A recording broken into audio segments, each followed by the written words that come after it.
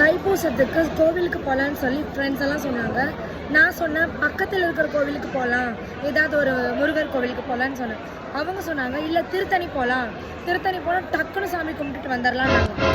சரி ஓகேன்னு சொல்லிட்டு நைட் ஒரு 12 o'clock கிளம்பி மார்னிங் ஒரு 4 o'clock போயிட்டோம்.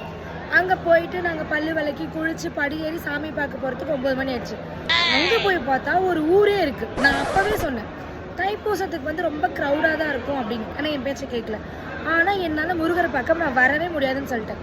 உடனே என் ஃப்ரெண்ட்ஸ் சொன்னாங்க இந்த முருகரையே தான் பார்க்கணுங்கிறது கிடையாது, கீழே போயிட்டு பக்கத்தில் ஏதாவது ஒரு குட்டி முருகரை பார்த்துக்கலான்னு சொன்னாங்க.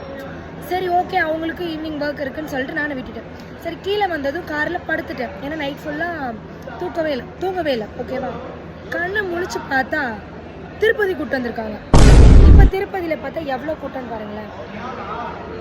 ஸோ இப்போ என்ன சொல்கிறாங்க, திருப்பதிக்கு வந்து இப்போ மணி 5 போகுது.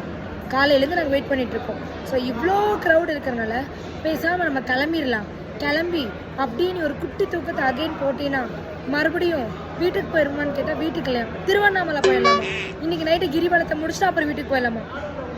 எப்படா உங்களால் மட்டும் இப்படி டக்குன்னு பிளானை சேஞ்ச் பண்ண முடியுது?